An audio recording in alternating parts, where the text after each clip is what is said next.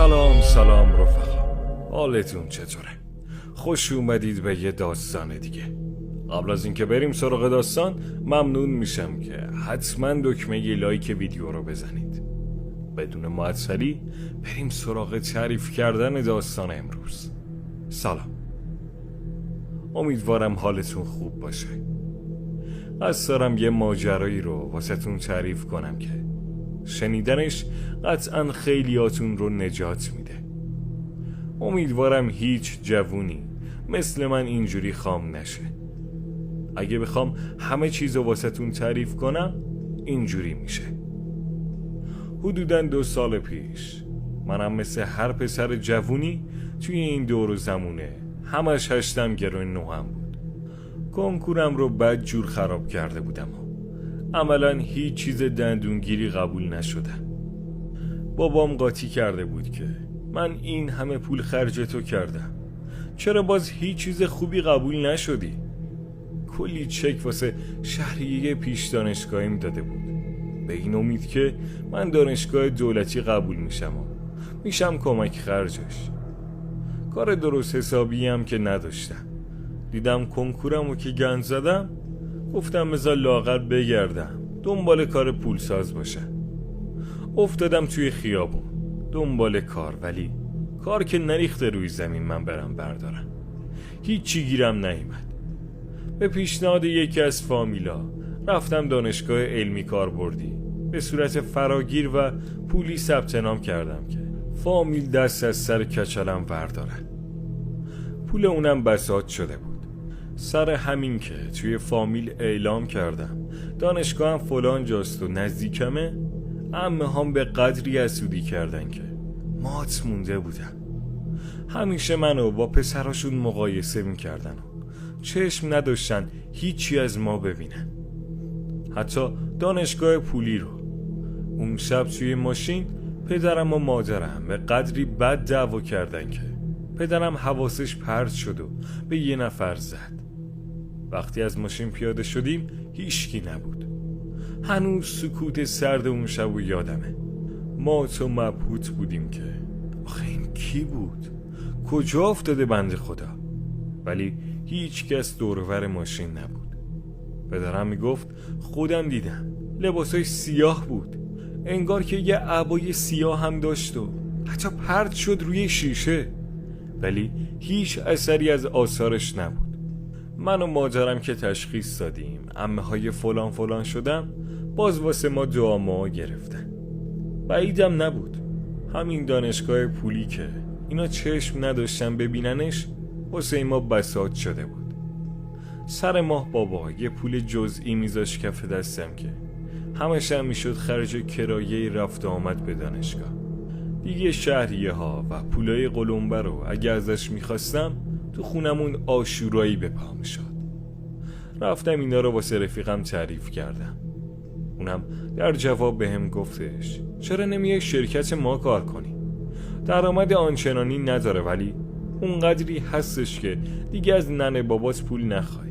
به نظر من که بیا، تازه ساعت کاریشم زیاد نیستش. اینطوری صبح میری و شب میای، دیگه هیچ کس هم نمیبینی که بهت سرکوف بزنه. خودش میشه یه آرامش روان، حتی اگه پول زیادی هم واسط نباشه. گفت آرامش روان؟ ما تو اون خونه اصلا آرامش روانی نداشتیم. اینطوری بهتون بگم که گاهی من حس میکردم توی اون خونه گرد مرده پاشیدن، انقدر که فضاش بد و سنگین بود. تازه یه مدتی بود که مادرم به پدرم میگفت تو رو خدا بیا خونمون عوض کنیم، ولی پدرم میگفت چون خواهرم تازگی خونه گرفته، تو از سر چشم و هم چشمی با اون میخوای این کار رو انجام بدی. خلاصه اوضاع قاراش میشی بود. با همه این تفاصیل گفتم حالا از کجا معلوم که منو قبول کنن؟ گفت خیالت راحت، همه رو قبول میکنن، چون در به در دنبال بازاریاب میگردن. طراح جواهر که نیست، یه لیست میذارن جلوت، میگن مخ مردم بزن از ما خرید کنن. از خداشونه یه نیروی کار با حقوق خیلی کم پیدا بشه. با مدیر بخششون هماهنگ کرد و قرار شد که روز دوشنبه برم واسه یه مصاحبه. مصاحبهشون اصلا شکل مصاحبه نبود. نه سوالی پرسید نه چیزی، فقط گفت ماهی 5 میلیون، مشکل دارید؟ گفتم نه درسته، پولی هم نبود، ولی واسه یه شروع، اونم واسه یه من خوب بود. اونقدر نیروهاشون کم بود که گفت از همین الان میتونی مشغول به کار بشی. کارشون بازاریابی برای یه دستگاه تصفیه آب بود. یه پرینت دیالوگ و 3 تا پرینت شماره داد دستم و گفت هر موقع شماره تموم کردی دوباره بیا ازم بگیر. خیلی زیاد بودن. با سعید میگفتیم و میخندیدیم و یکی در میون تلفنمونم میزدیم. اوایلش با همکار بغلیمون که دوست سعید بود خیلی آشنا نشده بودم، تا اینکه شروع کرد به بگو بخند و فهمیدم این بهرام چه پسر باحالیه. کم کم دیگه حلقه رفاقتمون شد 3 نفره. یه روز تو تایم استراحت شروع کردم به درد و دل واسه بهرام. نذار شرفم تمام بشه که گفت یه چیزی بگم بهم اعتماد میکنی؟ سعید گفت ول کن نگی بهشا، این کاره نیستش. کنجکاو شدم که چی شده که سعید داره میگه نه به این نگو. انقدر پاپیچش شدم که بالاخره گفت ببین من و پسرعموام همیشه تو کار دفینه بودیم و هستیم، به یه جاهای خوبی هم رسیدیم ولی من واسه تو با این مشکلاتت بازم اینو پیشنهاد میکنم، حتی مشکلات خانوادگیت هم حل میکنه. مشتی قدرت پولو دست کم نگیر. چند سال پیشا یه صندوق پیدا کردیم و نصف کردیم. گفتم من که اصلا اعتقاد به گنج ندارم، مگه فیلم سینماییه؟ گفت باش، میتونی باور نکنی، اینجوری واسه منم بهتره. هرچی دست کمتر باشه سهم بیشتری به من میرسه. یکم شل کردم، یکم فکر کردم و گفتم حالا اگه میگفتی دفینه پیدا کردی و پول خوبی گیرت اومده، پس چرا الان داری واسه 2000 حقوق اینجا زحمت میکشی؟ گفت آخه بنده خدا صاحب اینجا عمومه، من تا حالا 100 دفعه خواستم بیام بیرون ولی پدرم نذاشت و کلی با هم بحث کرد. بهش گفتم آدمای زیادی تا حالا افتادن دنبال دفینه، ولی چیزی که من خبر دارم اینه که چیزی هم بهشون نرسیده، هیچ، مارم گزیدشون.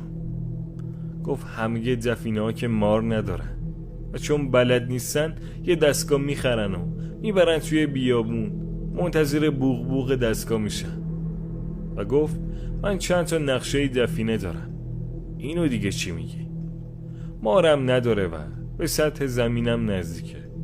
واقعا دیگه دهنمونو بسته بود. قرار گذاشتیم روز 5 شنبه و جمعه که هر 3 تامون تعطیل بودیم وقتمونو بذاریم بابت کندن و حفاری. حس ترس و هیجان داشتم. دوست داشتم که پیشا پیش بفهمم که چی قراره بشه.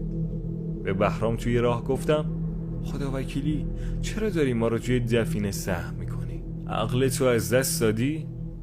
گفت اکیپی که قبلا باشون حفاری میکردیم 2 در باز بودن، اگه سر برمیگردوندم حقمو میخوردن و یه آبم روش. گفتم با داشتن نقشه ها خودم این کار انجام بدم، ولی چون تنهایی تو این بر بیابون حفاری ممکن نیستش و میخوام شما هم همراه من باشین. علاوه بر همه اینا اینم بگم که من آدم شناسم و میدونم شماها از اون پدر سوخته هاش نیستید. هنوزم واسم جایی تعجب داشت که چرا داره ما رو با دفینه ها شریک میکنه. من که اصلا سر در نمی آوردم، ولی طبق نقشه‌ای که داشت ماشین رو نگه داشت و پیاده شدیم. حضور یه نفر رو با خودم حس میکردم، یه مدل گرمای شدید، انگار از بغل گوشم زغال گر گرفته رد میکنه، همچین حرارتی. اعتنا نکردم، در حالی که این چی داشتم میترسیدم خیال کردم واسه حفاری الان یه بیلی میده دستمون که بکنیم، ولی دیدم نه خیر، از این خبرها نیست. 3 تا بیلچه کوچیک در آورد و یادمون داد چطور باید به خاک فرو کنیم که آسیبی به دفینه احتمالی نرسه. اینجوری تا ماه بعدم نمی رسیدیم که اونجا رو حفاری کنیم. ولی خب مجبور بودیم و کار حساس بود. داشتیم میکردیم که یهو سعید گفت بهرام زیر این صفر شد، بیا خودت ببین چیه. وای، به تپش قلب افتاده بودیم. بهرام آروم با چند تا قلم آرایشی اومد و شروع کرد به کنار زدن خاکا. حالا دل تو دلمون نبود که ببینیم این کوفتی که سعید پیدا کرده چیه. یه کمش پیدا شد. بهرام گفت بچه‌ها یه کوزه کوچیکه، امیدوارم توش پر سکه باشه. قلموها رو داد دستمون و ازمون خواست دورشو خالی کنیم. انقدر با عجله این کارو کردیم که بالاخره تونست با احتیاط کوزه رو در بیاره. یک کوزه خیلی بامزه و کوچولو بود. بهرام توشو نگاه کرد و گفت بله، سکه هم چند تایی هستش. خیلی حال کرده بودیم. به محض در آوردن کوزه یه صدای جیغ شدیدی شنیدیم. هر سه تایمون برگشتیم و دور و برمون رو دید زدیم، ولی هیچ کیو جز خودمون ندیدیم. سعید گفت بچه بیاین بریم یه گشتی بزنیم. صدای یه زن بود، شاید کمک میخواد. بهرام گفت من که خدایی جرأت نمی کنم دفینه رو ول کنم. سعید هم موافق بود و با حواس جمع به کارمون ادامه دادیم. ولی من یکی هنوز حواسم پیش اون جیغ بود. سعید گفت بیاین به این بسنده نکنیم و بازم بکنیم. ما هم طمع کردیم. با انگیزه بیشتر انقدر کندیم که داشتیم پس می افتادیم. خیلی گشتیم ولی انگار دیگه اون منطقه از دفینه خالی شده بود و باید جای دیگه‌ای دنبال دفینه می گشتیم. از طرفی دیگه هوا هم داشت تاریک می شد. یه احساس سرد و سنگینی هم می کردم. لرز پیدا کرده بودم. واسه من کسر شأن بود که کسی بفهمه ترسیدم. واسه همین خیلی خودداری کردم و قرار بود همه ما بریم خونه هامونو بهرام دفینه رو ببره بفروشه و وقتی به ریال نقد شد بین هممون تقسیم کنه. اون شب وقتی رسیدیم خونه مادر و پدرم گفتن چرا رنگ و روز پریده. فهمیدم آثار ترس و وحشتم توی صورتم پیداست. انقدر حالم بد بود که گفتم شامم نمیخوام. لباسمو عوض کردم و رفتم توی تختم دراز کشیدم. خوابم می اومد. چشمم داشت گرم می شد که تو همون حال یه دختر جوون و خوشگل رو دیدم. زیباییش خیره کننده بود. اصلا مثلش ندیده بودم. از ترس داشتم می مردم. نمیدونستم توهم قبل خوابه یا واقعا دارم همچین چیزی رو می بینم. موهای بلندش نصف صورتش رو پوشونده بود. بهم گفت خسته نباشی مرد من، خیلی کار کردی. حالا تا اون موقع هر حس ترسی داشتم به کنار. اون لحظه داشتم سکته می کردم. داشتم فکر می کردم که این کیه؟ از من چی می خواد؟ و بهم گفت تو منو آزاد کردی. من ازت ممنونم. من سالها توی اون دفینه بودم. هر چقدر مال و ثروت بخوای واسط میارم، فقط به شرطی که اجازه بدی تو رو شوهر خودم صدا کنم. از ترسم به توشک تخت چنگ میزدم. همچنان مهربون نگاهم میکرد. اصلا شبیه یه جن نبود. خیلی قشنگ بود. حیرت انگیز بود. بهم گفت بیشتر از این بیدار نگهت نمیدارم عزیز دلم. بخواب، شبت بخیر. و غیب شد. من کل اون شبو از فکر و خیال فقط 4 ساعت خوابیدم. صبح وقتی از خواب پا شدم مادرم بیدار بود. واسم صبحونه درست کرده بود و معلوم بود منتظر نشستی که بیدار شد. صبح بخیرم گفتیم و نشستم سر میز صبحونه. گفت مامان بهتری؟ دیشب انقدر که زود خوابیدی نشد حرف بزنیم. گفتم بله، خستگیم در رفت. راجب چی باید حرف بزنیم؟ گفت زنم مو فریباز 2-3 روز پیش زنگ زد، گفت میخواستم خواهرزادم و واسه یه ماهان معرفی کنم. هر دو بچه‌های خوبی هستن و حیفه که نصیب غریبه بشن. با شنیدن این جمله درد خیلی بدی توی پهلوم پیچید. انگار که یکی خنجر فرو کرده باشه. به خودم پیچیدم، جوری که مادرم نگرانم شد. گفتم کلیم تیر کشید. تا سرم آوردم بالا دیدم همون دختر زیبا وایستاده بالای سر مادرم داره بهش با نفرت نگاه میکنه. انگار از چشماش آتیش میزد بیرون. شستم خبردار شد که بدبخت شده. حد زدم که درگیر جن عاشق شده. آخه وقتی نوجوان بودم یه چیزایی از جن عاشق شنیده بودم. مادرم بهم گفت چیه؟ باز حرف زن شد؟ ادا اصولات شروع شد؟ دوباره بالا سرش رو نگاه کردم. دیدم دختره داره چنگ و دندون به مادرم نشون میده. دیدم بدجور و زخیته. گفتم من فعلا زن نمیخوام مادر. هر موقع تصمیمم عوض شد بهتون میگم. تون چاییمو خوردم و از خونه زدم بیرون. دیگه وای نستادم ببینم هنوز بالای سر مادرم یا نه. بهرام هنوز دفینه رو نقد نکرده بود. منم بهش فشار نیاوردم. تا رسیدم بهش داستانو گفتم. انقدر عجله‌ای که هنوز داشتیم با هم دست میدادیم. به بهرام گفتم تو رو خدا بگو که اسیر جن عاشق نشدم. گفت تو منو از توی دفینه آزاد کردی. آخه من که تنهایی کار نکردم. بهرام گفت ربطی نداره که، به هر دلیلی از تو خوشش اومده و چسبیده بهت. آخه من فکر اینجاشو نکرده بودم خدا وکیلی. همه یه دفینه‌ها که باش جن نگهبان نیست. یا مدت محلش نذار ببین میره یا نه. خیلی از دستش عصبانی شدم. یه جوری حرف میزد انگار طرف گربه است. بابا با جن طرفی ما، یعنی چی که محلش نذار میره؟ همه چیز عادی بود تا وقتی سوار ماشین شدم و داشتم از پارکینگ شرکت میرفتم بیرون. دستمو گذاشتم روی صندلی شاگرد و آمدم دنده عقب بگیرم که دیدم دختره نشسته پیشم. نه خیلی خوشحال بود و نه خیلی ناراحت. بهم گفت مگه نگفتم تو شوهرمی؟ چرا مادرت میخواد اون دختر رو واسط بگیره؟ تو شوهر منی، منم زنتم، میفهمی؟ همون جور که صدا میلرزید گفتم دیدی که جوابش کردم. خیالت راحت باشه. دیگه حتی از ترسم برنگشتم نگاهش کنم ببینم هنوز هست یا نه. کارم دیگه به جایی رسیده بود که داشتم به یه جن جواب پس میدادم. حال روزم گریه داشت واقعا.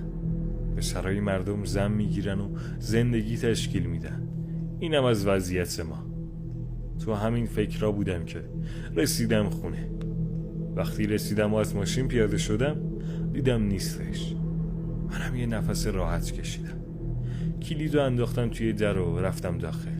به محض وارد شدن دیدم مادرم نشسته زمین، پاشو دراز کرد و داره آه و ناله میکنه. دویدم تو گفتم چی شده؟ گفت هیچی والا. داشتم پرده ها رو در می آوردم انگار یکی از اون بالا پرتم کرد پایین. کار دیگه بالاخره میشه. گر گرفتم.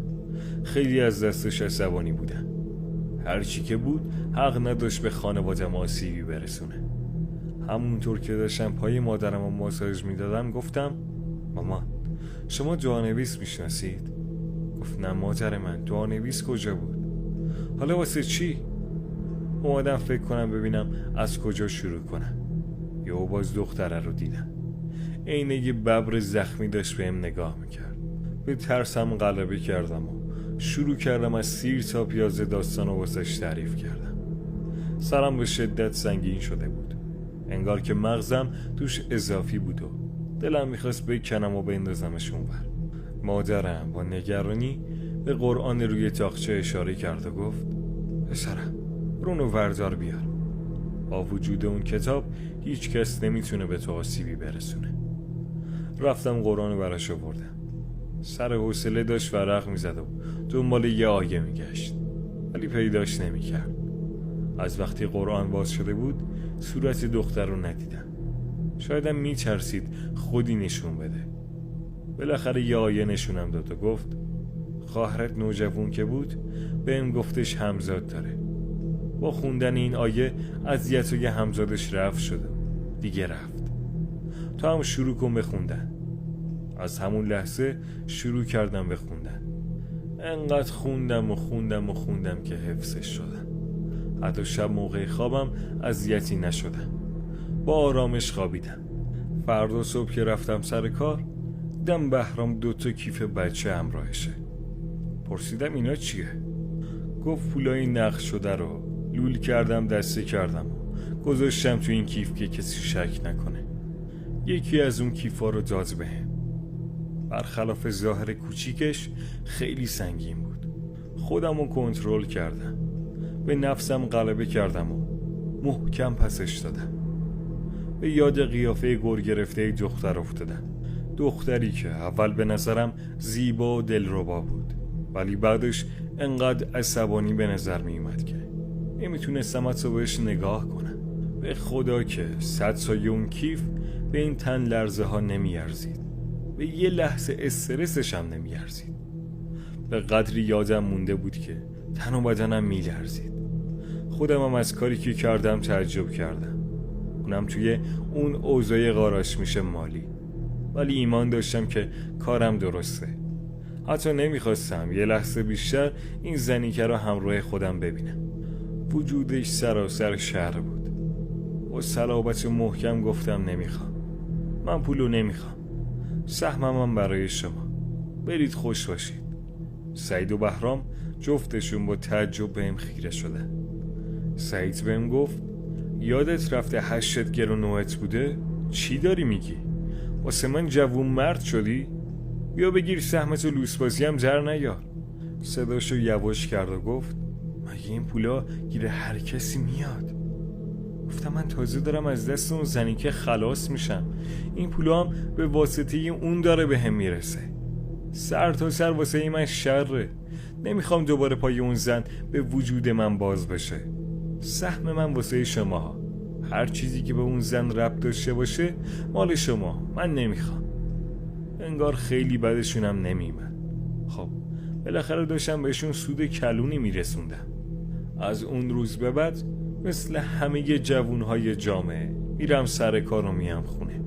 گاهی وقتا فکر میکنم شاید اگر جلوی اون جن عاشق وای نمیستادم و به خواسته هاش تن میدادم، واقعا زندگیم از این رو به اون رو میشد. زندگیی که خیلی آرزوشو داشتن و توی خوابم نمیدیدن همچین مال و منالی و دختر حسابی به هم در باغ سبز و نشون داده بود و وعده وعید بهترین زندگی رو داده بود. ولی وقتی یادم میاد که همون 2 روز چی به سرم آورد، از کرده خودم خوشحال میشم که اون پولو پس دادم.